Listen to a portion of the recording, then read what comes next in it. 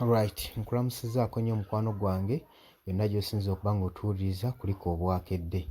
Ffe tuli beetegefu okubayambako okupaakinga ebyammwe, okupaakinga ensawo zammwe musobole okuba nga mufuluma eggwanga lyaffe. Tuli beetegefu nnyo nnyo nnyo nnyo.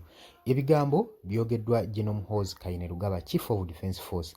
Nsonga lwaki abyogedde? Ye baani baagamba okuyambako okupaakinga ebyabwe singa baba nga bagenda bayamba okufuluma eggwanga lyabwe.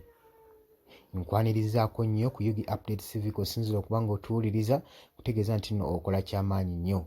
Gwagala otweyungako mukwano gwange kirira wansi waliwo ekigambo subscribe kikonemu, ojja kuba osobola bulungi nnyo otufollowinga otugoberera.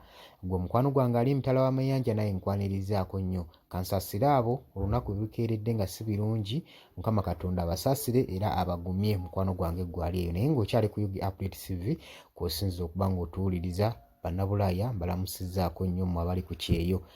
General Muhoozi Kainerugaba, Chief of Defence Force, tukimanyi bulungi nnyo ennaku zino nga wanyiikidde okubanga akuza akawunti ye eno eya Twitter. Anyiikidde agyefubyeko nnyo. Gwe mukwano gwange tetumanyi nsonga lwaki, oba kakodyo kakuyitiramu kufuuka muntu ow'amaanyi mu byobufuzi mu ggwanga. Avuddeyo n'agamba amawanga ag'ebunaye bonna ba foreigners, amawanga ag'ebweru ag'abakyeruppe agali mu ggwanga erya Uganda. Agamba General Muhoozi Kainerugaba nti nawuliddeko ng'aliwo kampuni ey'abagwira wano emu ng'egamba mbu bo bagenda sibako ebyabwe bave mu Uganda bulw'okuba twakkiriza okusayininga anti-homosexuality law, twayisizza etteeka ery'ebisiyaga. Kati mbu ne banyiiga nnyo mbu era baagala kupaakinga byabwe kampuni zaabwe kuziggya mu ggwanga erya Uganda. Abaanukudde ng'abagamba bannaye mutuyambe, musobola n'otuyita ne tubayambako musobole okuba nga mupaakinga ensawo zammwe singa nga kinaabanguya okuvaamu okufuluma amangu. Tuli beetegefu bayambako paakinga ensawo zammwe. Tusobola n'obbawa free transport asobole obbaggya mu gwe kiba nga kikwatagana ku mmwe kuva mu ggwanga lyaffe muddeyo ewammwe obutaddira ddala mu ggwanga Uganda. Mujja kuba mutuyambye. Agambye simanyi kampuni ki naye nga nabawuliddeko abagwira abo kampuni ezo ez'abeeru nti baanyiize baagala kusenguka kwata kampuni zaabwe kwabulira Uganda olw'ensonga nti twasayininze etteeka erikugira ebisiyaga. N'agamba nti tujja bayambako okupaakinga ebyabwe basobole okuba nga baamuka Uganda. Abagambye ekisooka Uganda esobola okubeerawo we mutali. Ekyokubiri, Uganda nsi etya Katonda. Uganda eri blessed with God. Negamba era ebikolwa byaffe bya Mukama Katonda. So, tetusobola gumiikiriza bikolwa byammwe ebikyoboolwa obuwangwa n'ennono zaffe okusobola okuba nga bizittattana olw'okuba twagala okubeera n'ezi companies n'abazungu nga bafujjirira.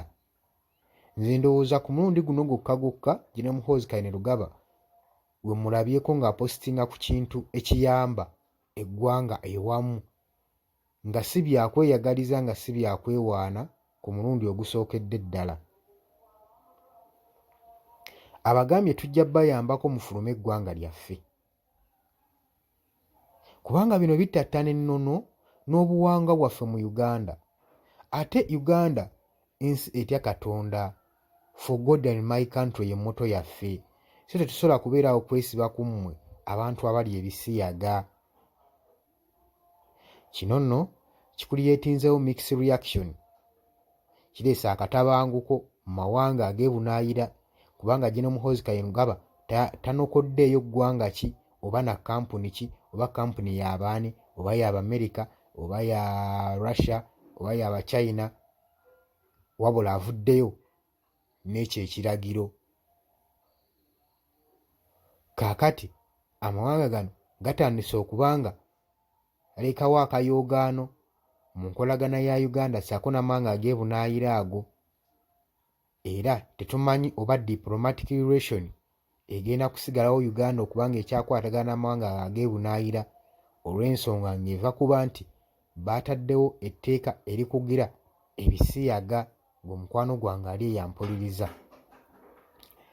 Gwe yenna yenna ali eyo asinziira ku mukutu guno okuba ng'otuwuliriza, mukwano gwange olowooza ki ku nsonga eyo ey'okubanga bwekiba nga kituufu olowooza ki ku kyaba kyeruppe bano okufuluma eggwanga Uganda? Gw'olowooza kikosa kitya Uganda ate era kiriganya kitya nga basigaddemu ng'omukwano gwange ali eyampuliriza? Jangu mu comment section. Gw'ayagala otweyungako nagambikira wansi waliwo ekigambo subscribe kikooneko, ojja kuba osobola bulungi nnyo otweyungako ddala gw'omukwano gwange. Bategeeza nti nno mbaagala nnyo, mwebale kwekumbira ku mayengo gano aga UG Updates TV. Mweraba.